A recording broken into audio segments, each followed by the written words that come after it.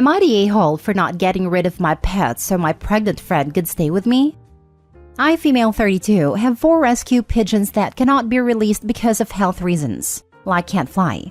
They're happy birds and have a good life. I live alone in an inherited house, and half of the top floor is converted into a big pigeon room where they have all their stuff. They're trained to potty in specific places, but can roam around the house except the kitchen. They have their sleep places in the big room and are locked there at night for their safety. My friend female 32 Chantel, though we're not really friends anymore. We were a long time ago. Now we just kind of know each other as our lives move down in totally opposite direction. Has currently 2 kids and is 5 months pregnant with her 3rd. Her partner was locked up a few months back, and she is about to be evicted because she hasn't paid rent in 12 months. One day out of the blue, she knocked on my door and started chatting. She told me everything and asked if it would be possible for me to let her move in and she'd pay rent. I refused, saying that I don't have the room for her and the kids. She told me I could get rid of my birds and they could take the room upstairs. I said that absolutely not, and unfortunately I won't be able to help her. She freaked out, told me I was a selfish a-hole, that I care about doing more for animals than humans, and a lot of other nasty things. I kicked her out. I rarely go on Facebook. I have my old one from uni, but I rarely go. And not even 24 hours after I kicked Chantel out, my other friend messaged me to log in to see what's happening, and Chantel was lagging me off everywhere, posting nasty things, and her friends joined her and it was so very nasty. I do feel bad though, and I wonder if they're right. Perhaps I am the a-hole here. Should I have let her stay with me? Now for the top comments. Not the a-hole. She got kicked out for not paying rent for over a year and then told you she'd definitely pay you rent? Does that seem likely to you? You'd end up being trapped in your own home by someone who'd then claim, I have a newborn, you can't kick me out, and constantly find another reason to force you to let her occupy your home with her family while contributing nothing. That was what got me too. Entitled lady won't pay a dime. Not the a-hole OP. Exactly. And if all her friends are so happy to jump on board the trash OP train, why don't they put her up? OP's definitely not the a-hole and dodged a bullet. Who the heck knocks on someone's door and asks them to get rid of their pets so they can move in? Not the a-hole. Especially when it's someone you haven't really been in contact with for some time. So not the a-hole. Not the a-hole. Chantel's situation is sad for her and especially her kids, but it is not your responsibility. Why can't one of the friends who joined her in slagging you off take her in? Yes, that's exactly what I was thinking when I read this. Let one of those friends of hers take her and her brood in. My best guess is that they won't, because they know they won't get rent money. Next story. Am I the a-hole for laughing in my friend's face because he said I'm financially abusing my boyfriend? My boyfriend, Matt, and I have been together for about 10 months now, and he moved in with me about 4 or 5 months ago. I own my flat, and I have a somewhat well-paying job. Matt just went back to school part-time while working a lower-paying job. He pays for half the food/utilities/dates. I like to travel a lot, but Matt can't really afford it, so I mostly go with my friends. But he came with us for a little winter holiday after Christmas. After we got back, one of my friends, David, who was with us too, came to me saying he wants to talk to me about Matt. David told me that he observed Matt during our vacation, and what I was doing to him really wasn't okay. He saw that Matt was struggling to pay for things, often checking if he had enough money. David eventually said that it's wrong of me to expect Matt to pay for half of everything since I make so much more than him, and a fair thing would be to divide things based on our income percentages. Like I pay for 70% of the things and Matt only pays 30% instead of 50-50. David told me that I'm not allowing Matt to save any money of his own, trapping him in our relationship, since Matt couldn't afford to live alone, and that's financially abusive. I just laughed at David's face.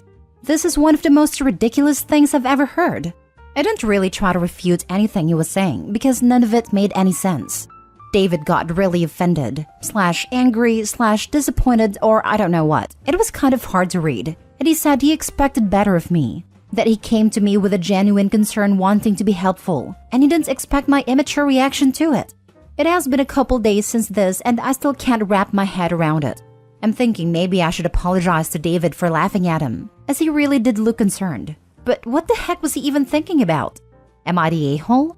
Edit. I did make one point to David after laughing, which was that Matt lives with me for free. I only ask for half the utilities, which is less than 50 euros a month. I, on the other hand, have a pretty big mortgage. To this, David said that Matt lived with his parents before without having to pay rent, so that's irrelevant, and I felt like there wasn't much more to be said. Info: whose idea was it to move in together after only dating 5 months? Both of ours. He lived with his parents and it was a bit too far away. Was he living there free? He chose to be in a situation where he would be struggling for money? He pretty much had the same arrangement he has with me. No rent, but contributed to the utilities and paid for his own food. What? You aren't married with him, so you're not liable to financially support him. He's not even paying rent. He's an adult that made a big boy decision to move out of his parents. Now, if he's paying more than he can afford, then accept that he can't afford this lifestyle and needs to move back home. The financial abuse accusation was beyond unreasonable, not the a-hole. If someone accused me of financially mistreating my 10-month-old relationship boyfriend who lived in my house rent-free, I would laugh, purely from the confusion and ridiculousness of it all, which I'm assuming is what Opie did. The offense for laughing is way lighter than this incredibly out-of-pocket accusation. And this. To this, David said that Matt lived with his parents before without having to pay rent, so that's irrelevant. It's utter hogwash. Opie is not Matt's mother. If he couldn't save money living with his parents for free, it's not Opie's fault he's not saving money living with her for free. Not the a-hole. Sounds like Matt gets to choose his discretionary spending after he pays his way in food, utilities, etc. Like the cost of living. You're not forcing him to travel with you or to do any of the other things that you do. You don't control his money or his accounts or his time. If he wasn't living with you, he'd probably be in a worse position. He's currently living rent-free. That's the sacrifice you make when you cut back hours to go back to study. Again, his decision. David is showing his entitlement and inserting himself where he has absolutely no right or relevance. He needs to get over himself. And in such a new relationship, I personally think it would be inappropriate for Opie to be subsidizing boyfriend's decision to study anyway. That would be a red flaggy on his side, expecting a partner of less than a year to support him through study. Next story. Am I the a-hole for shouting at my roommate's girlfriend?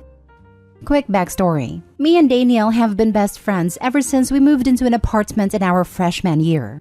But I've noticed he's afraid to speak up to his girlfriend. My roommate Danielle's girlfriend, Sarah, recently moved in with us. Although I agreed to it as long as she contributed to the apartment, she hasn't done anything to help out. She doesn't offer to cook, clean, or do the laundry. One day when Sarah had no work, I asked her to do the laundry and wash the dishes before I went to pick up dinner, and she said no. When I asked her why, she said I hadn't told her to do it. Danielle was present and said the issue was between Sarah and me, but I let it go. I bust my butt at work, and all I want are 2 things to be done. That's all. She is completely lazy and doesn't do any work for the apartment. It's always me and Danielle. I approached Danielle to tell him and he said to me, "It's not a big deal. Let it go." I told him that she's living here for free, she doesn't pay for any expenses, and the least she can do is do some laundry once in a while and help around the house. This recent incident really ticked me off. The day I was going to work, I woke up at 6 a.m. fully energized. I made myself dinner for that night and left it in the fridge. Out of nowhere, I heard Sarah say, "I'm going to the grocery store. Do you need anything?" Internally, I was happy, thinking that she had finally changed as a person and realized what she was doing was wrong. I said, "Yeah, I really need shampoo for tonight. We have none left." She said, "Yeah, can I please have some money?" I gave her $20 and went about my day, and she said she would give me the change later that night. I was happy for the entire day. But then when I got home, I saw her watching TV all alone as Daniel had to work late. I quickly took off my clothes and headed to the shower. I realized there was no shampoo. I called for Sarah and asked her, "Where's the shampoo?" I noticed her nails were not painted when I left, but when I came back they were red. I checked the receipt that I found in the trash and saw that she had bought nail polish and some other stuff. I asked her why, and she simply said, "I forgot. Sorry." You know what? I let it go. After showering with watered-down shampoo, I opened the fridge to see that my meal was half-eaten. Sarah said she ate half my food because it was a lot. I lost my cool completely after. I told her, "You're living here for free. You eat for free. You don't do anything for this apartment. You don't clean, you don't cook, you don't do laundry. You leave dirty clothes on the floor everywhere. And you don't buy groceries. What can you do?" This has been happening for 2 months straight. I'm sorry, but I just can't take it anymore. I bust my butt waking up at 6 a.m. to make dinner, just to realize it's half eaten. What's the point? Afterwards, Sarah and I exchanged some pretty nasty words. It didn't end well, and I don't know what to do anymore. Now for the comments. So not the a-hole. Seriously, you need to have a house meeting. You need to let Daniel and Sarah know that if things don't change, you can't see yourself living there much longer. This is only going to get worse before it gets better. If something isn't said/done now. Info, you gave her $20 to buy shampoo. She didn't buy shampoo. Did you get your $20 back? Because if you didn't, she just stole your $20 for herself. But also, she shouldn't be doing his laundry. She should be doing her own laundry, but roommates shouldn't be expected to do each other's laundry. That's way over the top in my opinion, and not reasonable. She lives rent-free. That is part of the payment for a roof over the head. Sounds like you need to tell her to leave. If she's not on the lease, it should be easy. And since Daniel is not doing anything to help the situation, I would let your apartment management know your roommate has been letting someone stay with you for 2 months. Since most apartments have policies that you cannot have long-term tenants stay without being added to a lease. Absolutely not the a-hole. First, she should not have come to stay there for free. That was the first issue. But it's kind of between her and her boyfriend how they split the rent. Second, if you and Dan are sharing chores, they needed to be rescheduled. If not, Dan picks up all sort of chores. Third and not least, eating someone's food, no matter how you're related to them, is always a huge a-hole move. I will definitely talk with Daniel to rearrange the house rules. If he and her refuse, then it's you or them out. Depends in which name is the lease. Last story. Am I the a-hole for refusing to take my sister-in-law on a romantic getaway? My female 28 have been friends with Brittany, female 28, since we were about 5 or 6, and we are very close to this day. As part of having a friendship with me, she was around my brother, who would be 30, quite a lot as children, and their romance blossomed as teenagers. They were married 5 years ago. Unfortunately, my brother passed 2 years ago in a tragic accident and left behind a mountain of debt for Brittany. She was 8 months pregnant at a time, and ended up moving in with my parents. Her and her daughter, Lilac, 2 female, live with my parents to this day, and the family alternate watching Lilac so Brittany can get her degree. Everyone has really rallied around Brittany in such a trying time. For Christmas, my husband, male 30, bought an all-exclusive trip for him and I to explore Paris and have a romantic getaway. I've always had France on my wish list, and I'm so grateful to him for such a wonderful gift. We leave in February for 2 weeks, and it is honestly a dream come true. I told my parents about the gift, and they then told Brittany, who called me in floods of tears asking that I take her instead of my husband. She said that she will never be able to experience a romantic getaway like that with her own husband, and that we, my husband and I, could just go again at another time. She said she gave up everything to raise Lilac, and she would love for us to have a girls' trip like we did when we were younger. I told Brittany that that was not possible. This was a gift from my husband to me, and I fully expected to have a romantic getaway with him.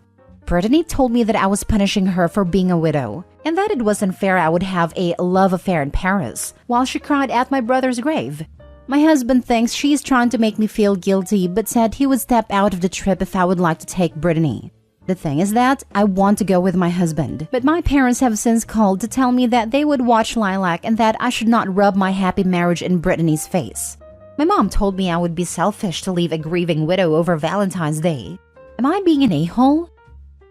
Not an a-hole. That's such an unreasonable request, and frankly, if that's the way she feels, she should be going for therapy. You're not throwing your marriage in her face. You're celebrating your marriage between you and your husband. Moreover, your parents are the ones who told Brittany about the trip, not you. So how can they say you are rubbing it in her face? Take a weekend with her to the spa if you want to, but do not compromise about your Christmas gift. And to be honest, the fact she said you are punishing her for being a widow by going to Paris with her husband makes me think she is highly manipulative and/or she needs therapy rather than a trip. So perhaps you and your parents could pay for a therapy if you can afford it. OMG, what is wrong with the people around you? If you and your husband were just dating now and he gave you a ring and proposed to you, would she expect to be the one he married? Because after all, she doesn't have a husband anymore. I understand how difficult it has been for her. It's a very sad story. But you guys are doing all you can to help her. I can't even believe she would ask you to do that. I think she's wallowing in self-pity a little too much, or maybe she's just not thinking clearly. But it was a ridiculous request, and there's no way in hell you should honor it. Your parents should also know better. I don't understand what they're thinking. A trip to Paris is not cheap. It's not like you're going to the local beach and you can afford to go there next year too. It was a gift from your husband to you. Go with your husband and tell the rest of them that you should try to save for another trip, and then you and her can go together maybe next year. Yes, she lost her husband, but you lost your brother. I'm sure you could use a little happiness in your life as well.